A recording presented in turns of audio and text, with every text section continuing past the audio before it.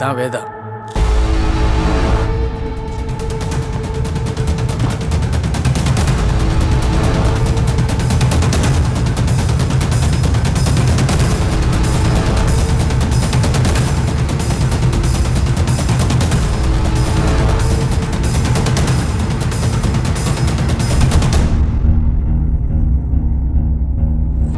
இவன் என்னடானா கல்லூலி மங்கன மாதிரி அப்படியே உட்காந்துட்டு இருக்கான். சும்மா சொல்லக்கூடாது. ஈவில் ஜீனியஸ் யார்?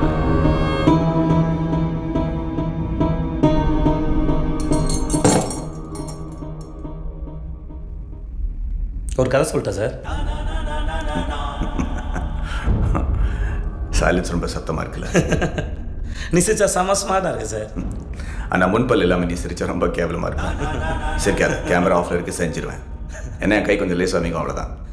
சார் வீட்டுக்கு வந்த கெஸ்ட் எப்படியா சார் நடந்துப்பீங்க? வேதானோ வைலன்ஸ் சார். எதுக்கு சரண்டரான? ஒரு கதை சொல்லிட்டு போகலான்னு வந்தேன் சார்.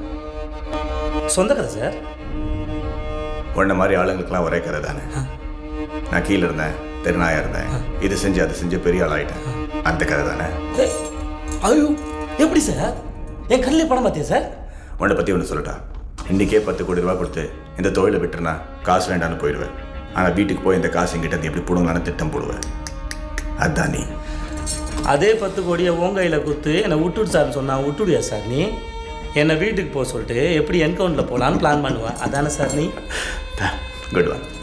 ஆனால் எப்படி பார்த்தாலும் நீ நானும் ஒன்று தானே சார்? ஏய், வால் இருக்கிறதுனால எலியும் பூனியும் ஒன்றாயிடுமாடா. சார் வீட்டில் எலித்தொலை இருக்கிறதுக்கு தான் சார் பூனைக்கு மவுஸு.